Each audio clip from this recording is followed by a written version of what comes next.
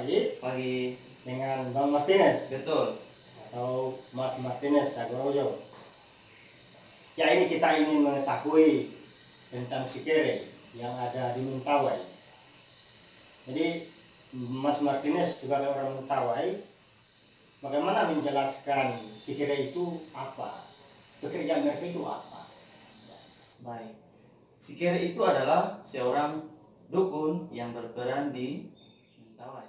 Mereka punya tato hampir semua di badan, ada di tangan, di kaki juga, sama di sini, di tubuh mereka sini juga. Dan memakai aksesoris Mentawai. Seperti yang saya pakai ini adalah aksesoris Mentawai yang namanya luat. Menurut hemat saya, tidak sama fungsinya seperti dukun-dukun di luar sana yang biasa kita dengar. Dalam budaya Mentawai, seorang saman atau sikere memiliki peranan yang sangat penting, khususnya dalam berbagai upacara keagamaan adat Sabulungan. Jadi mereka lah yang menggerakkan pada hampir semua kegiatan keagamaan orang Mentawai.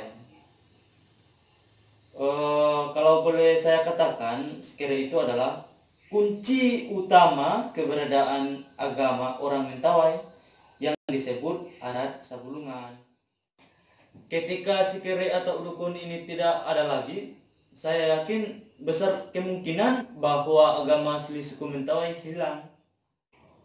Salah satu peran sikere di Mentawai adalah sebagai penyembuh penyakit, baik penyakit jasmani ataupun rohani. Penyakit jasmani disembuhkan dengan obat-obatan tradisional Mentawai.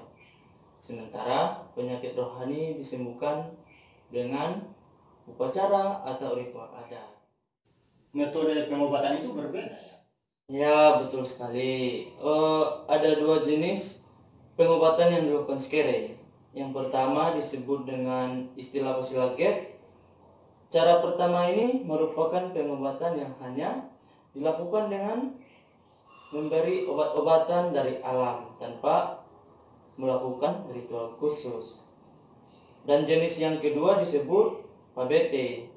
Nah, pengobatan ini memerlukan hewan seperti babi atau ayam. Hewan ini akan digunakan selain untuk dikonsumsi, namun juga sebagai sarana dalam ritual, khususnya ritual pemanggilan atau pemulihan jiwa pasien. Sebab menurut orang Mentawai, kalau orang sakit, jiwanya atau yang disebut simagrenya bermasalah. Oke, di sini jenis kedua ini sikere tetap mengobati dengan ramuan-ramuan tradisional. Hanya saja dibarengi juga dengan acara ritual keagamaan Mentawai. Begitu. Seperti apa bentuk pabete itu? Apa yang dibuat di dalamnya? Sikere itu melakukan apa di dalamnya? Dalam acara itu? Kegiatan pabete seperti yang saya bilang tadi, pengobatan ini dibarengi dengan ritual pabete, di mana sikerenya melakukan pemulihan jiwa orang sakit, jiwanya dipanggil. Ya, mungkin ini susah dipahami oleh orang luar, tapi orang Mentawai sendiri mengerti. Ritual ini disebut pasibit-bit. Dalam kesempatan ini juga dilakukan pemotongan babi atau ayam. Yang menarik di sini sikere, setelah babi atau ayam dipotong, jantungnya diambil, lalu mereka mencoba melihat atau meramal apa yang mungkin terjadi pada diri si sakit dan segenap keluarganya berdasarkan garis-garis yang terdapat di jantung babi itu. Oh, jadi kegiatan ini sampai sekarang di Mentawai itu masih dilakukan? Ya, betul sekali. Kegiatan itu masih dilakukan sampai sekarang. Baik pengobatan yang disebut Pasilaget atau pabete sampai sekarang masih ada. Di kampung saya sendiri di Modobok masih sering dilakukan.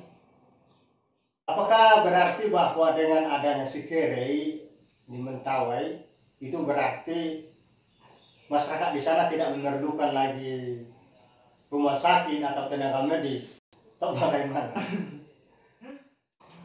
Oke, ya inilah yang terjadi. Masalah kesehatan yang dialami itu sangat bervariasi.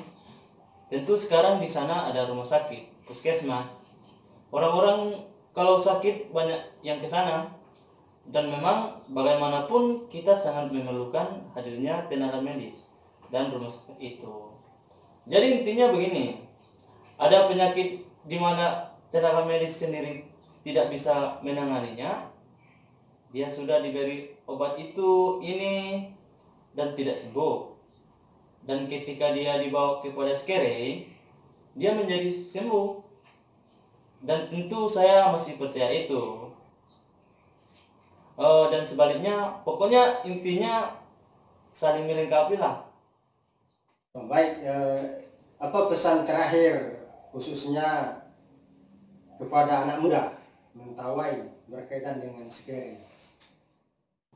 Baik, tentu saya sebagai orang Mentawai sendiri, saya sangat mencintai budaya saya. Saya ingin budaya Mentawai terus berkembang dan mengalami perubahan ke arah yang baik.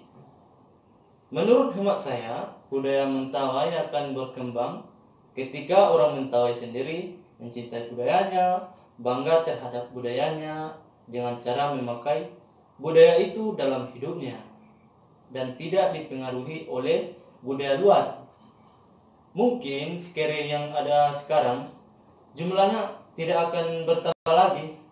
Orang-orang generasi muda sekarang tidak mau lagi menjadi skere atau dukun, karena memang itu tidak gampang. Tapi paling tidak kita anak muda ini harus memiliki kebanggaan terhadap budaya Mentawai, bangga berbahasa Mentawai, bangga memakai pakaian adat, dan terlebih lagi tidak melupakan nilai-nilai luhur budaya Mentawai yang diwarisi nenek moyang. Tidak mudah digoyahkan oleh kesenangan semata.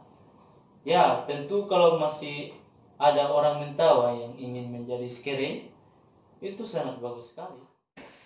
Baik, ya terima kasih atas informasinya tentang skere. Semoga apa yang Bang Martinus katakan dapat memberi pencerahan kepada banyak orang, khususnya di luar Mentawai dan juga kepada orang Mentawai.